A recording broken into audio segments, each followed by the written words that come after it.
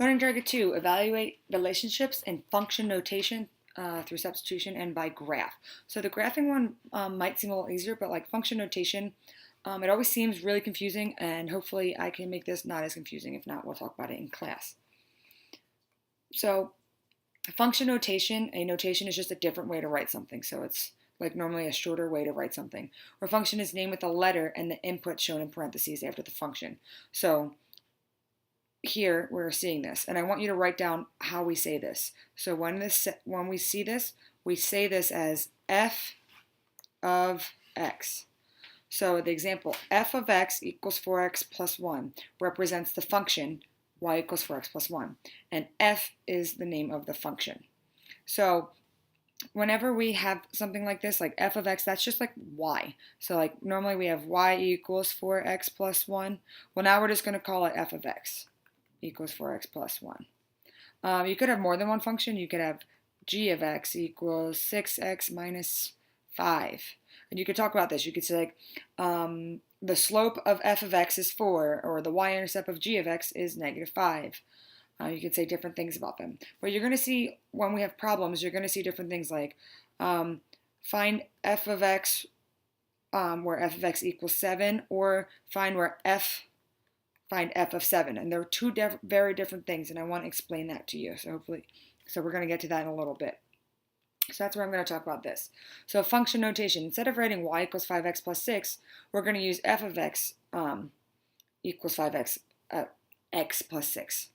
So a lot of times we'll say like, here's the equation, y equals 5x plus 6, and what is blah, blah, blah, what is the answer where x equals 2? Or instead, all I can say is I can just write this, f of x equals 5x plus 6.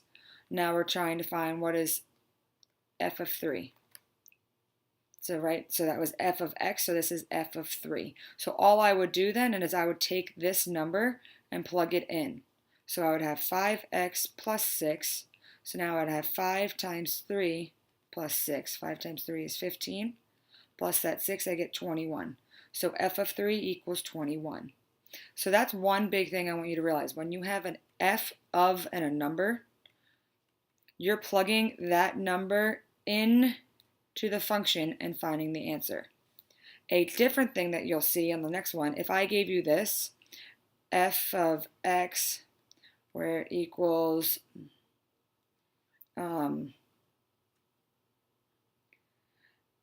let's say 26. This is saying what is the x? Now we're working backwards kind of. So now I'm saying if 26 is the answer, what should x be? So this is where I would just work backwards. 20 equals 5x. So where f of x equals 26, x should be 4. So it's the difference. So like this one is what your y value should be. This one is you're plugging in where it's f of x equals a number, plug that number in for y. When f of a number, you actually plug that number in for x. Okay, it's a little confusing. So we can do some examples of this. So if we have y equals 2x plus 4, we can now write this in function notation. So it's going to say f of x equals 2x plus 4.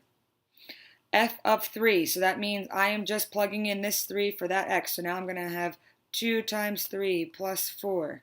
2 times 3 is 6. 6 plus 4 equals 10. So f of 3 equals 10.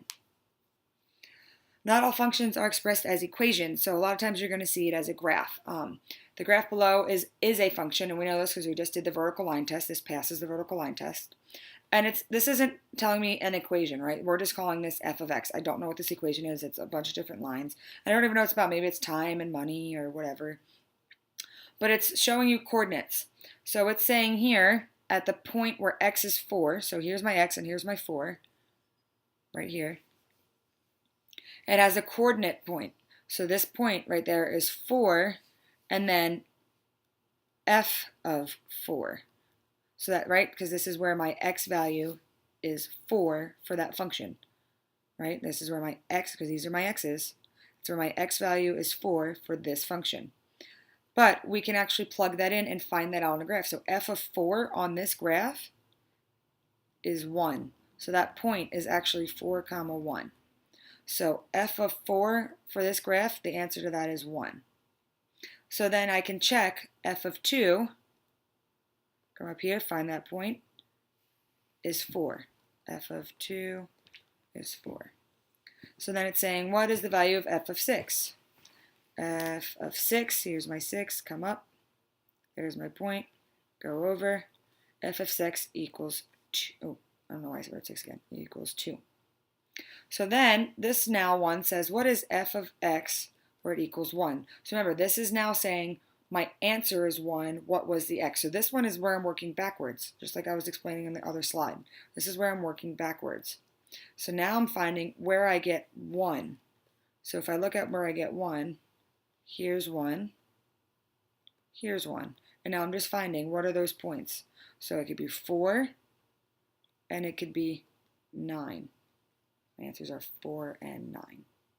So remember, when I have f of a number, so like f of 7, I'm just plugging in that 7 and seeing what my output is, plugging in the input. When I have f of x equals a number, I have my output, I'm working backwards, and I'm trying to find what I put in. I'm trying to find that input. So before class, use the graph to answer the following questions. What is the value of f of 4? What is the value of f of 6? For what value or values of x does f of x equals 12? So this would be your f of x equals 12, and this would be your f of x equals 1. How many values make the statement f of x equals 0.5 true? So it's not telling you, it's not saying which values, how many values.